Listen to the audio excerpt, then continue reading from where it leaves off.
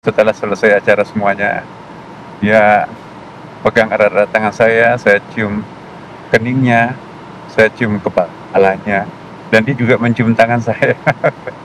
Jadi mengingatkan kepada saya ya, waktu bapak saya almarhum masih ya ketika waktu itu masih hidup ya, saya suka mencium kepala bapak saya, ibu saya, sebagai simbol tanda cinta ya. Ungkapan penciuman itu bisa tanda cinta yang sangat dalam. Ada orang yang mencium bendera dengan penuh rasa haru terhadap bangsanya. Yang kita yang sering keluar negeri ya, kalau melihat bendera merah putih, kita kadang-kadang terekspresikan dengan mencium bendera putih. Baik, ini ada pertanyaan. Bagaimana hukumnya mencium paus? Nah, jadi bagaimana hukumnya mencium paus? Alhamdulillah kita tinggal di Depok, Parangtritis. Ini dekat dengan pantai selatan, dan di sebelah kita ada TPI, tempat pelelangan ikan. Lalu ada paus terdampar, dicium boleh. Nah, jadi mencium paus itu tidak dilarang, karena kita tinggal di dekat pantai dan di sebelah kita ada TPI, tempat pelelangan ikan. Tidak cuma paus, lumba-lumba juga boleh untuk dicium. Nah, gimana? Oh, Paus Fransiskus, Masya Allah. Baik. Ya, karena tempat kita dekat tempat pelelangan ikan, jadi pikiran saya langsung kepikiran kalau ada paus yang terdampar dicium. Nah, ini boleh, lumba-lumba juga boleh, asal hati-hati, karena kalau tidak hati-hati, kalau digigit repot ya. Baik, jadi kalau mencium paus, ikan paus, itu kalau berbahaya maka itu berbahaya bagi badan. Tapi kalau mencium paus yang satunya itu berbahaya bagi akidah. Nah, kalau kita mencium paus beneran, paus ikan, itu kalau kena durinya paling itu hanya merusak badan. Tapi kalau mencium paus yang satunya, maka itu merusak akidah. Nah, kenapa? Karena kita sebagai umat Islam, kita punya prinsip al-wala wal bara'.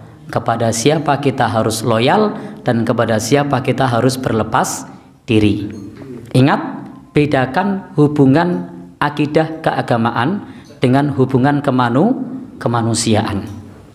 Dalam soal kemanusiaan, agama kita mengajarkan untuk menjunjung tinggi nilai-nilai kemanusiaan. Yarhamuhu birahmatil ammah, menjunjung tinggi nilai-nilai kemanusiaan.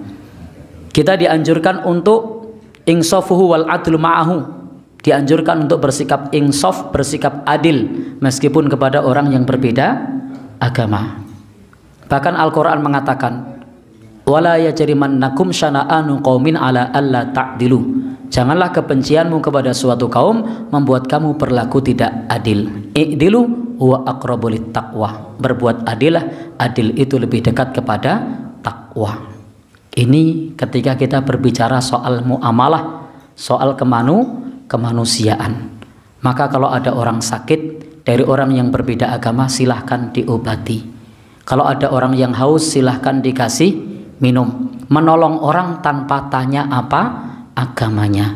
Tapi soal loyalitas yang terkait dengan agama, yang terkait dengan ibadah, kita sudah punya prinsip lakum dinukum waliyadin, bagimu agamamu, bagiku agamaku. Ketika ada seorang syekh tamu negara dari Timur Tengah yang mau ngisi pengajian, dikasih surat, ditolak.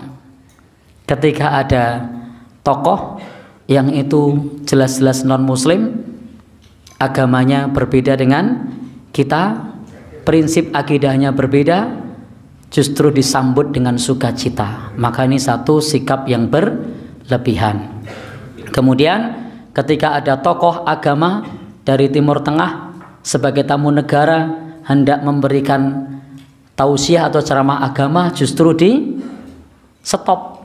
Maka ini menunjukkan bahwa fi qulubihim marad, di dalam hatinya ada penyakit.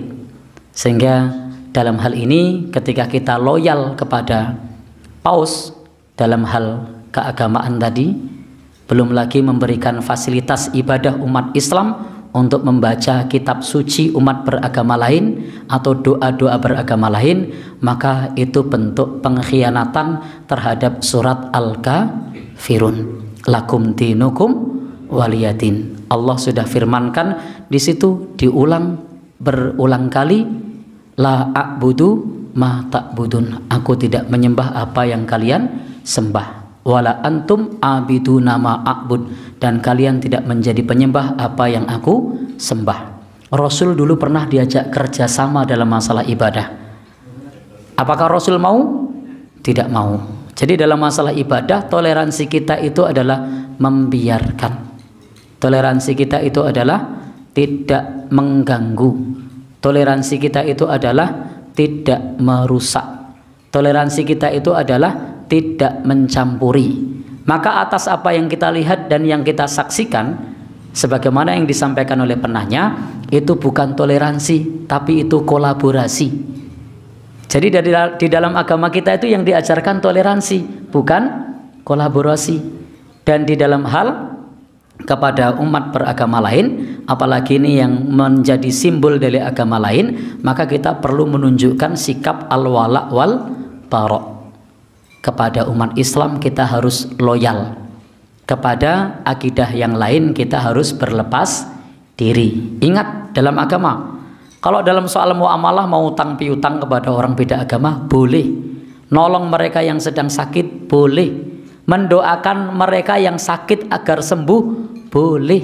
Di zaman Nabi itu ada kepala suku yang sakit, didoakan oleh sahabat dengan membaca surat Al-Fatihah, sembuh, tidak masalah. Jadi kita tidak dilarang dalam soal hubungannya yang terkait dengan muamalah. Tapi kalau sudah menyangkut urusan akidah, maka itu ada batas yang tegas. Kita diajarkan toleransi, bukan kolaborasi. Kita diajarkan untuk ngeboti. Di dalam hal akidah kita ngeboti, kita wala, kita loyal kepada agama kita, dan kita berlepas diri kepada agama yang lain. Jangan sampai kita kemudian justru mengelu-elukan tokoh umat beragama lain, sementara kepada yang seakidah, kepada yang se-Islam itu justru malah dianggap seolah-olah sebagai musuh. Jadi hendaknya kita bisa menempatkan diri. Kita diajarkan untuk toleransi, bukan diajarkan untuk kolaborasi. Kalau mau kolaborasi, maka silahkan kolaborasi dalam hal-hal keduniaan, bukan dalam hal yang terkait dengan keagamaan. Karena masing-masing punya aturannya sendiri. Kalau anak muda sekarang bilangnya beda server. Nah, jadi punya aturan sendiri. Wallahu alam bishawab. Jadi kesimpulannya, mencium paus boleh apa tidak?